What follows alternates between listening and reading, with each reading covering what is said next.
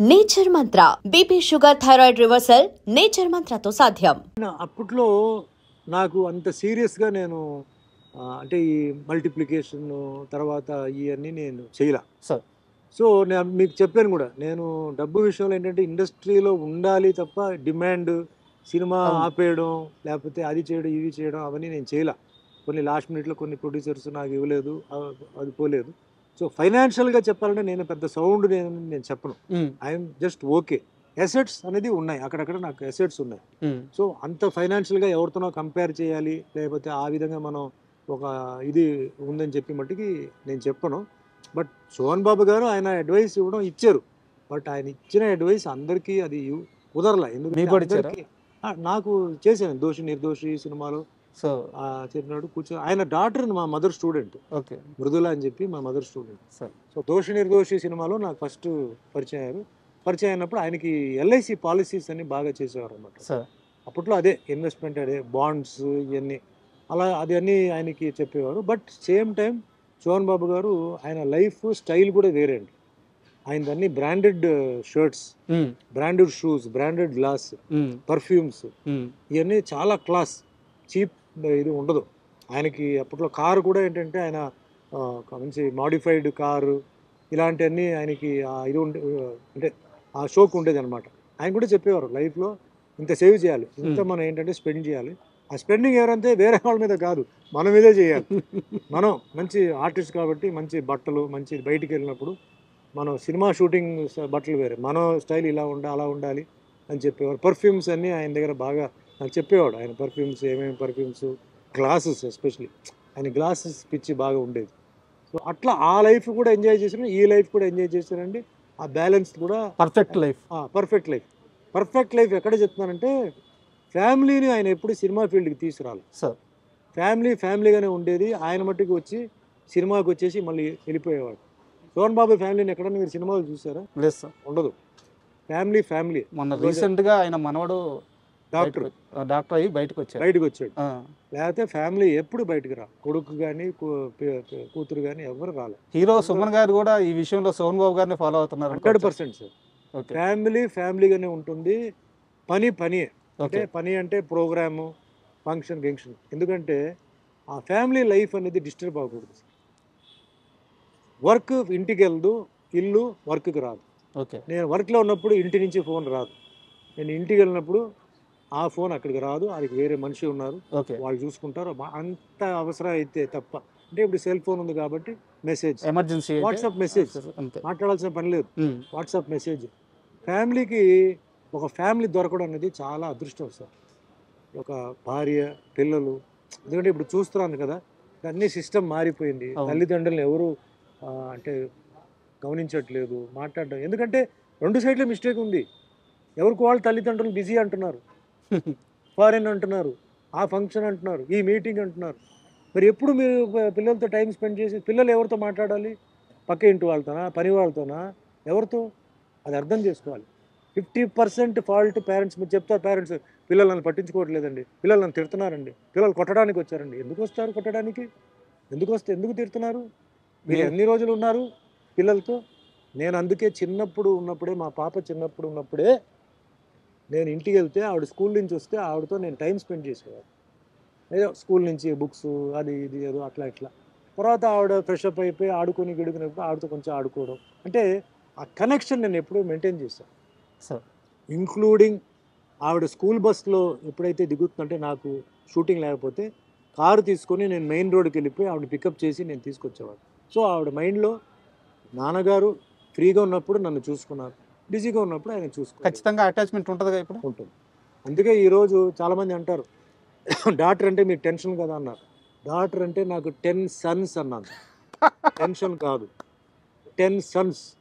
ఈరోజు నేను ఎక్కడైనా నేను ధైర్యంగా వెళ్ళొచ్చు. ఎందుకంటే నాకు కొడుకు అంటే నాకు ఉన్న కూతురే. అవును. బట్ కొడుకు కన్నా నాకు ఆవిడ చాలా బాగా ఈరోజు తయారైపోయి ఎఫెక్షన్ మాకు ఇవ్వడం, చూసుకోవడం. అంటే జనరల్లీ పిల్లలు ఎదిగిన తర్వాత it's their turn to take care of the parents. అది రావాలి. మనం బలవంతంగా డిమాండ్ చేయడం కాదు.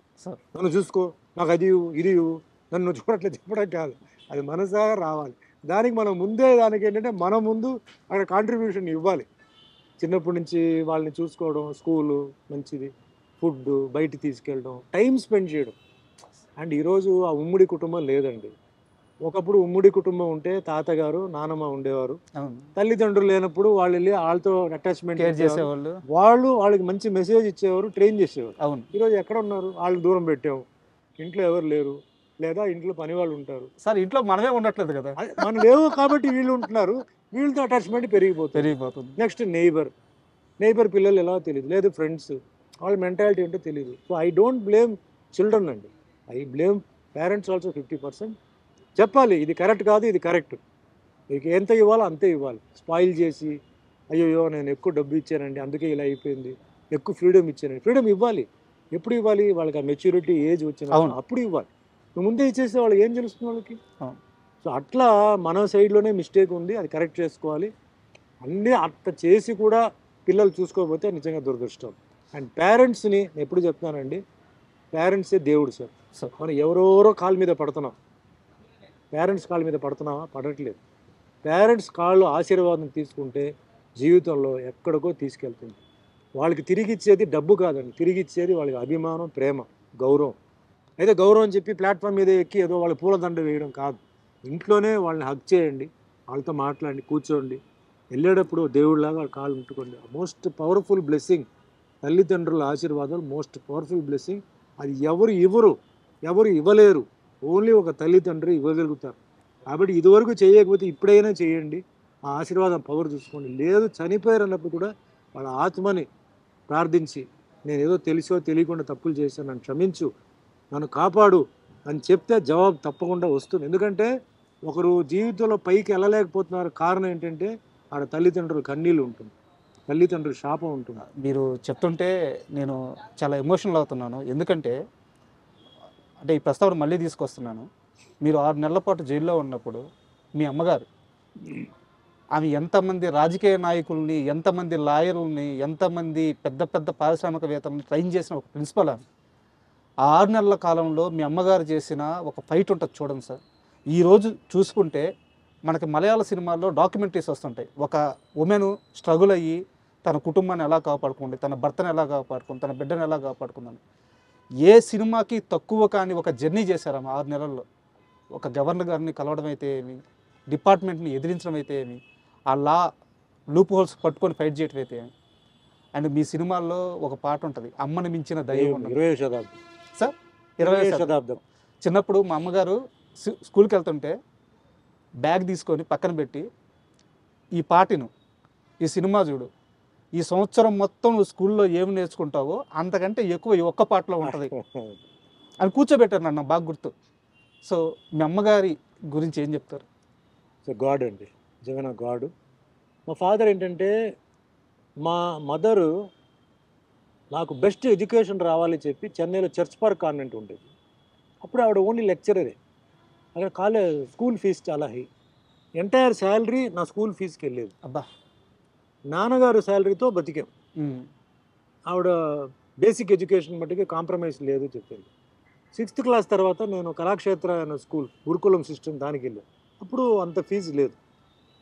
తర్వాత ఆవిడ ఏంటంటే నా ఎడ్యుకేషన్కి, నా బట్టలు కానీ వాటికి బాగా స్పెండ్ చేసేవారు. నాన్నగారు కూడా ఇచ్చేవారు. మీకు ఈవెన్ కాలేజీకి వెళ్ళలేక అప్పట్లోనే కారు కూడా ఇచ్చారంట కదా? లేదు, అది నేను కాలేజీకి వచ్చిన తర్వాత, పీయూసీ కాదు, నేను డిగ్రీ వచ్చిన టైంలో. అప్పుడు అంటే మార్నింగ్ ఆవిడని కాలేజీలో డ్రాప్ చేసి నేను కాలేజీకి వెళ్ళి రిటర్న్ వస్తూ ఆవిడని పికప్ చేసుకొని మేము ఇంటికి వచ్చామన్నమాట. అట్లా అంటే నాకు అన్నీ ఫ్రీడమ్ ఇచ్చారు, నేను అడిగింది అన్నీ ఇచ్చారు, అన్నీ చేశారు. అన్నిటికన్నా గొప్పగా మా తల్లి నాకు ఏంటంటే నమస్కారం, సంస్కారం నాకు నేర్పించింది మా అమ్మగారు. నాకు ఈరోజు నేను ఇంత బ్యాలెన్స్డ్గా ఉన్నాను, ఈ ఏజ్లో కూడా నేను ఫిట్గా ఉన్నానంటే దానికి కారణం మా అమ్మగారు కరాటే నేర్చుకో అని చెప్పి నాకు పంపించడంతో ఈరోజు అదే జీవితం ఇచ్చింది, అది ఉన్నాను. నెక్స్ట్ ముఖ్యంగా మళ్ళీ చెప్తాం కదా, భగవద్గీత, అది మెయిన్ బేస్ అండి. ఎప్పుడైనా పోవచ్చు సార్, 10 నిమిషాల తర్వాత ఏం జరుగుతుందో తెలియదు. కానీ ఆ 10 నిమిషాల వరకు మనం ఎలా బ్రతికాం, మన పేరు, మన ఫ్యామిలీకి మనం ఏమి ఇచ్చాం, అది చాలా ముఖ్యం. అందుకే ఇప్పుడు డ్రగ్ కేసెస్ అన్నీ వస్తుంటాయి. చెప్తారు నాకు, సార్ మీ డ్రగ్స్ గురించి చెప్పండి సార్, డ్రగ్ తీసుకోకూడదు నేను చెప్పను. డ్రగ్స్ తీసుకుంటే వాళ్ళ ఆరోగ్యం పోతుంది. నేను ఒకటే చెప్తున్నాను, డ్రగ్ తీసుకోవడం వల్ల మీ తల్లిదండ్రుల పేరు చెడగొడుతున్నారు. సార్ డ్రగ్ తీసుకోవడం వల్ల మీ ఇంట్లో ఒక ఆడదికి పెళ్లి అవ్వాల్సిన అమ్మాయికి పెళ్లి జరగదు. అంతేగా. డ్రగ్ తీసుకోవడం వల్ల నీ మొహ రూపాన్ని పోతాయి, నీ బ్రెయిన్ పోతుంది. డ్రగ్ తీసుకోవడం వల్ల మీ మిత్రులను నువ్వు చంపుతావు. ఇది కావాలా నీకు? కావాలంటే చెయ్యి. మీ మీ వీధిలో మీ ఫ్యామిలీకి మంచి పేరు ఉంది, డ్రగ్ తీసుకొని జైలుకి వెళ్ళి వచ్చిన తర్వాత ఆ ఫ్యామిలీ ఇంటి పేరు చెడగొడతాం. అది కావాలా? చెయ్యి. అంతేగాని నేను డ్రగ్ తీసుకోవద్దు, అది హానికారం, నేను చెప్పనండి అంట. అట్లా నాకేంటంటే నన్ను పెంచింది ఆ బ్యూటిఫుల్ రూట్లో పెంచేసి. Super sir. సో నేను మదర్ని ఎప్పుడు నేను మర్చిపోను. ఈరోజు ఆవిడ లేనప్పుడు కూడా, మా తండ్రి గారు కూడా లేనప్పుడు కూడా నేను డైలీ వాళ్ళని నేను తలుచుకుంటాను. ఎప్పుడైనా ఏదైనా ఇంపార్టెంట్ ఉన్నప్పుడు ఆ బ్లెస్సింగ్. తర్వాత అఫ్కోర్స్ అమావాస్యగా పూజలు చేయడం అవన్నీ అది వేరే విషయం. అది మెటీరియలిస్టిక్ అండి. ఇప్పుడు ఇక్కడ ఉండాలి మెటీరియల్, మన కొబ్బరికాయ కొట్టడం, పిండి పిండడం అది కాదు. అది ఉంది ఇక్కడ, ఆ ప్యూరిటీ ఇక్కడ ఉందా, ఆ రియలైజేషన్. నా తల్లి తండ్రి వల్లనే నేను ఈరోజు నేను ఉన్నాను అంటున్నాను. వాళ్ళే దేవుడు సార్, అదే పవర్. వాళ్ళ వల్ల కదా నేను ఈరోజు ఉన్నాను. వాళ్ళ లేకపోతే నేను ఎక్కడ ఉన్నాను? వాళ్ళే నాకు శక్తి. లాస్ట్ వరకు టిల్ మై లాస్ట్ బ్రెత్ మా తల్లిదండ్రులు ఆశీర్వాదం ఉంది. భగవంతుడు ఆ రూపంలో ఎంటర్ అయ్యి నన్ను ఈరోజు ఇంత నడిపిస్తున్నాడు.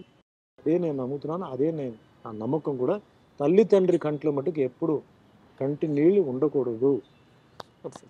అది వచ్చిందా యు ఆర్ ఫినిష్డ్. ఎంత గొప్పవాడైనా సరే, వాళ్ళు రూమ్లో కూర్చొని ఏడ్చారా నీ వల్ల, నువ్వు అయిపోయారు. అదే రూమ్లో కూర్చొని వాళ్ళు సంతోషంగా జీవించారా, అదే నీ సక్సెస్. అది గుర్తుపెట్టుకోండి, జీవితంలో ఎక్కడికి వెళ్తారు మీరు. చాలా థ్యాంక్ యూ సార్, చాలా వాల్యుబుల్ వర్డ్స్ చెప్పారు. అండ్